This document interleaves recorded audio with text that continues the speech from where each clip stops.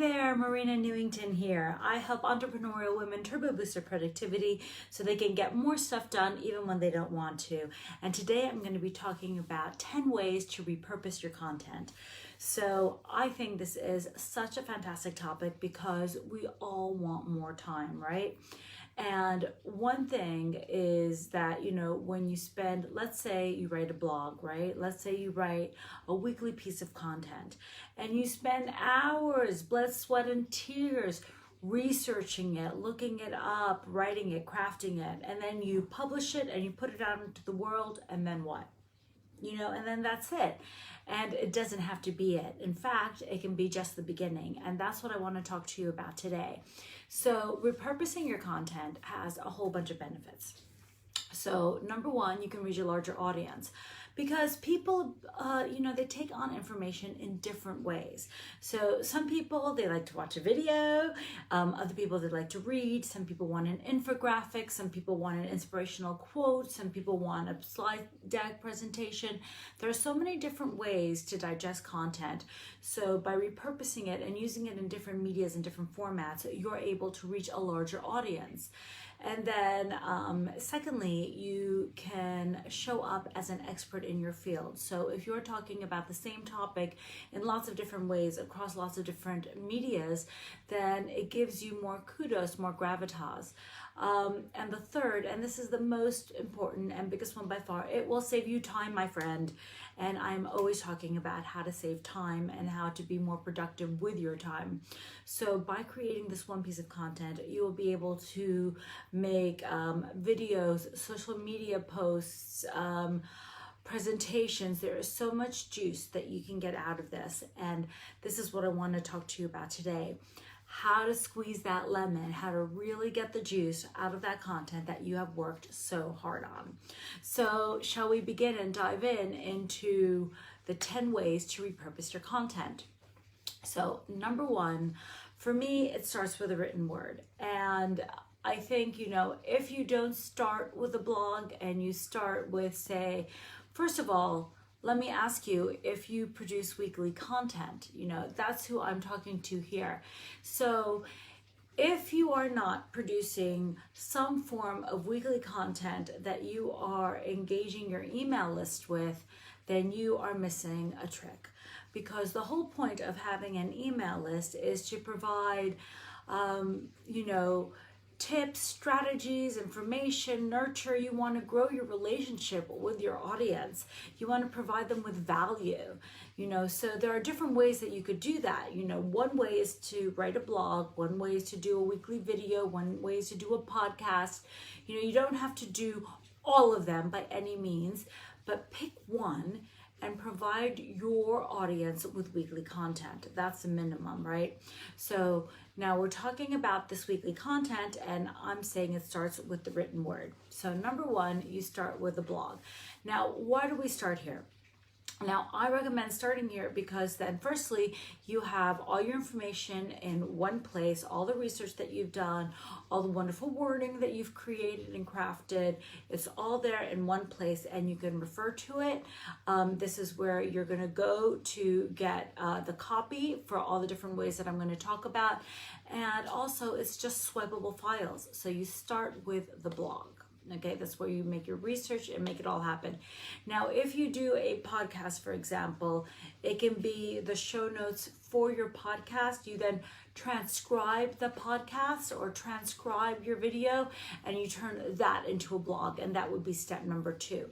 So assuming we start with the blog, step number one, it starts with a written word.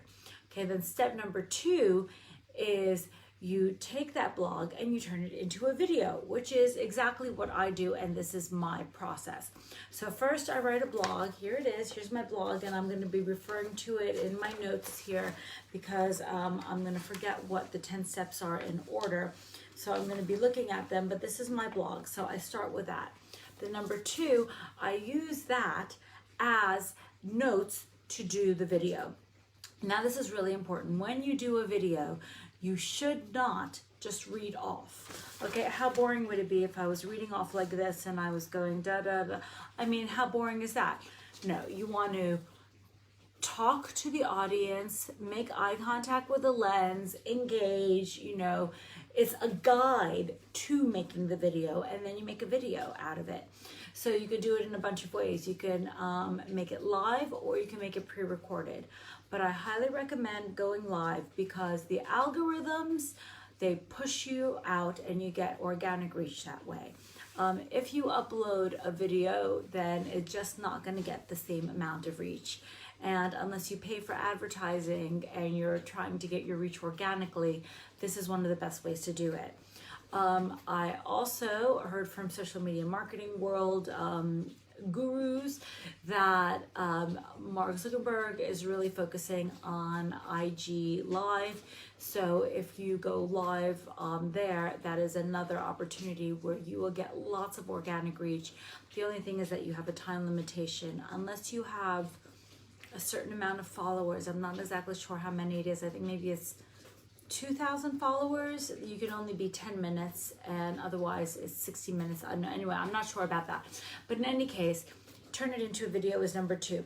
So if you start with a video or you start with a podcast, transcribe that and turn that into a blog. So now we have a video and we have a blog. Okay, so 1 and 2, we're all caught up, whichever way we started, and we're ready to go on.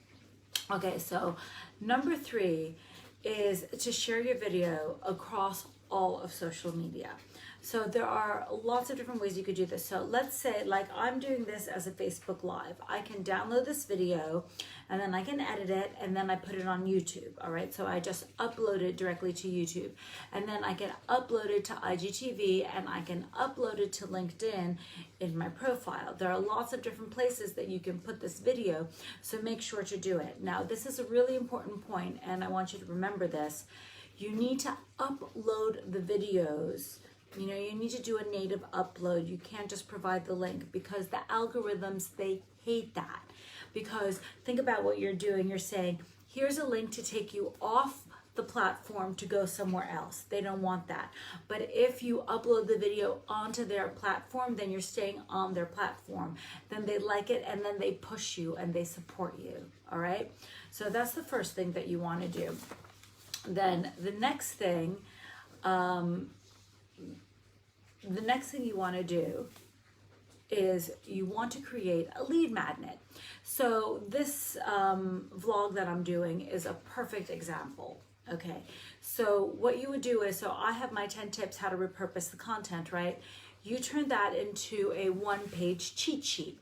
So these are the 10 tips. I didn't do it for you this week, but it's something that you can do, and it's very easy, especially if you're doing 6 steps to this or how to this. You know, there are not every single piece of content lends itself to this, but some lend themselves to it more than others.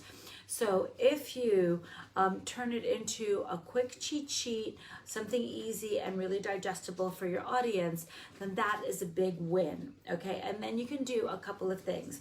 You can either promote the lead magnet with a call to action of checking out the vlog, or you can talk about the vlog and promote the lead magnet, which will encourage people to get onto your email list. Because the lead magnet comes, you know, you have to set in an opt-in page, and people give you their email for your newsletter. So your, for your lead magnet. So in that way, you are building your audience while you're repurposing content. Okay, so number 4 is to create visuals for social media. All right, so this is a great one.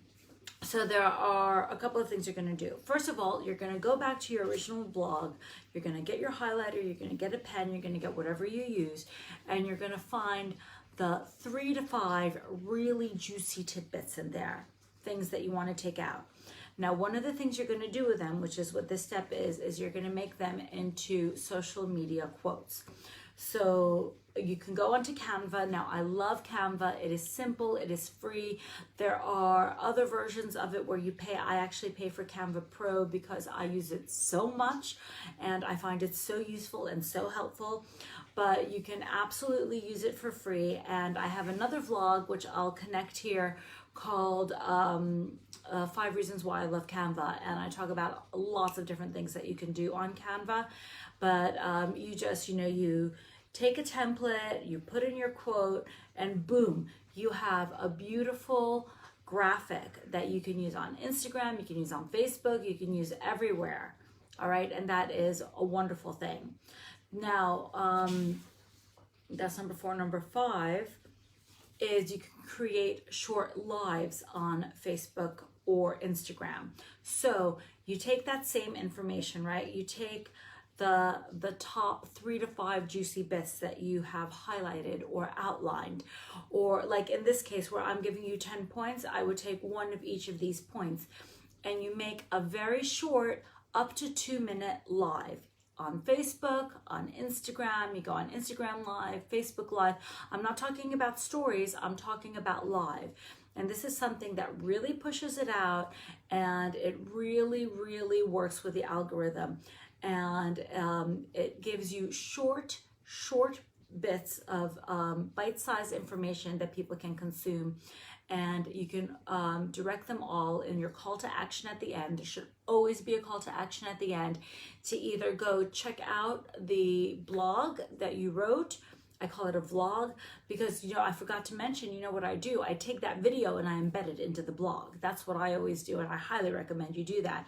Video is so much more eye-catching, and it's posts with video generate 11% more conversions than static posts. So you have your blog and you put your video into it. You have your video, you transcribe it, you turn it into a blog, and you make it one thing. That's why I call it a vlog, because I have my blog and then I have this video. They're not exactly the same, but I put the video on top of the blog, and they're both on my website. So when I'm asking people to come to my vlog, I'm driving traffic to my website. All right, so when you do these short clips that we're talking about in point 5, you have a few options for your call to action.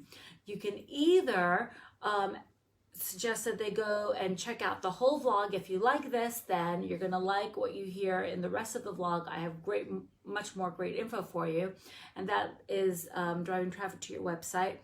Or you can tell them to check out your free lead magnet that you created with the 10 top tips.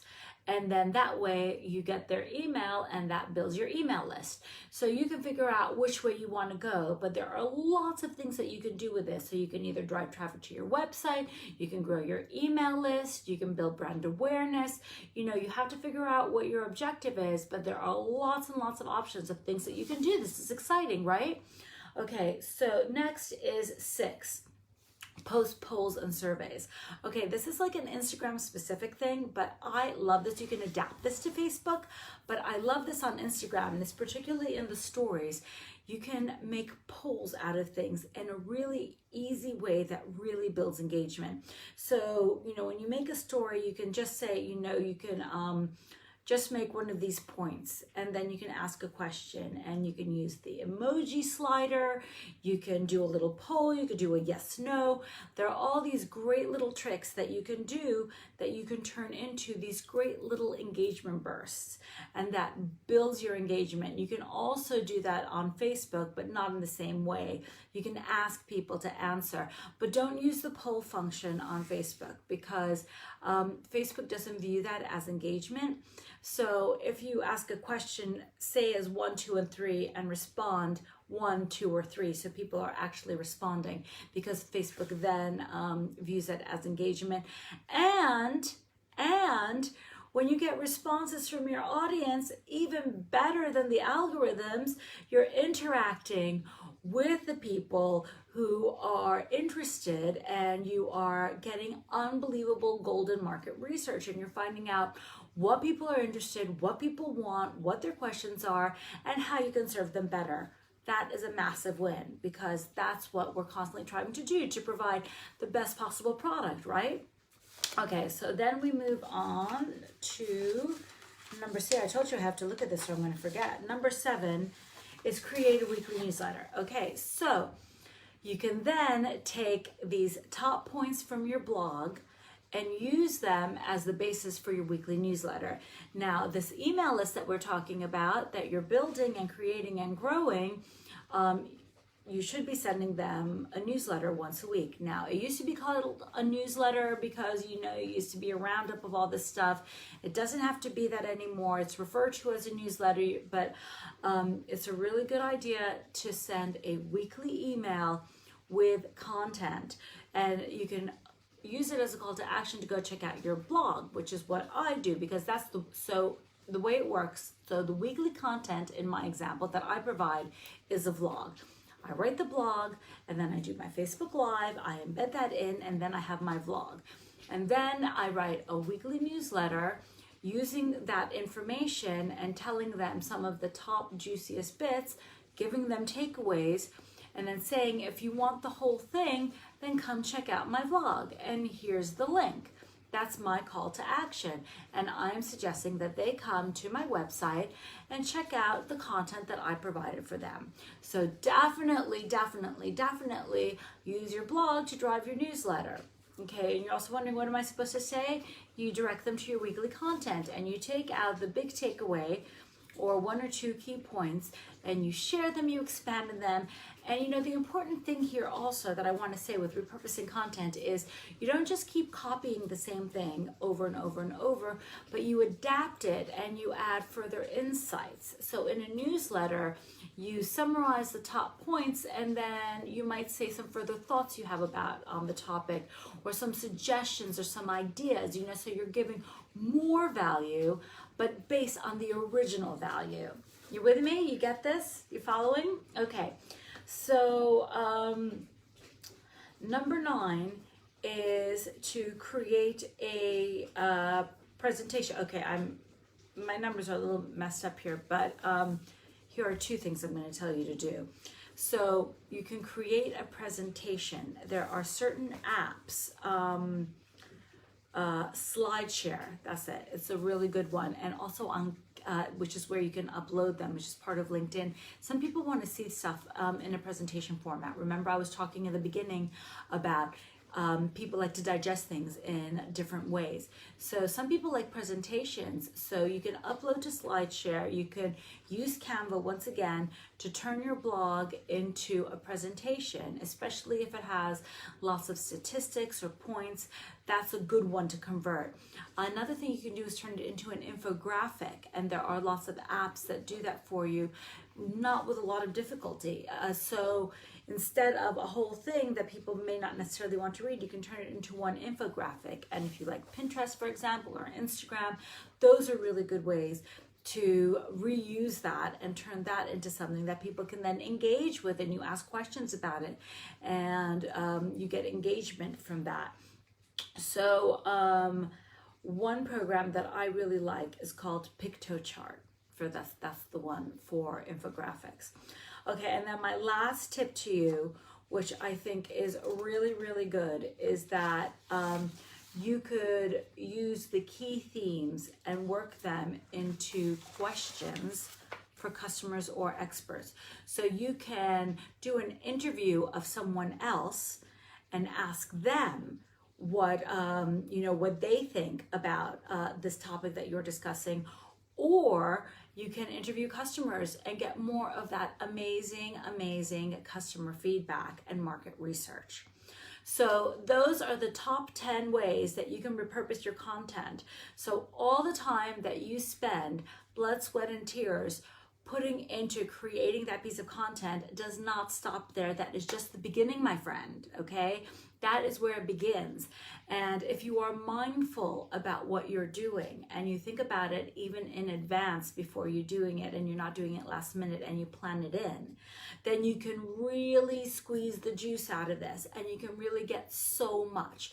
So as an example, I have done my hair and I put on makeup. In lockdown, I'm not doing that very much, and I'm going to take this opportunity to film more videos. So what I was just talking about to you right now, I'm going to film a few short videos that I can upload to social media based on this topic, because I'm here, I'm doing it, and I'm prepared for that.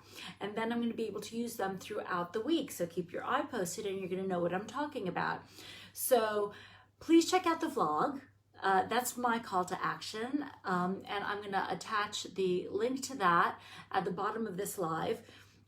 And I would like to hear from you how you repurpose your content. And if you have any other further ideas or suggestions, share below, and I'd love to hear from you. Okay, I will see you next time.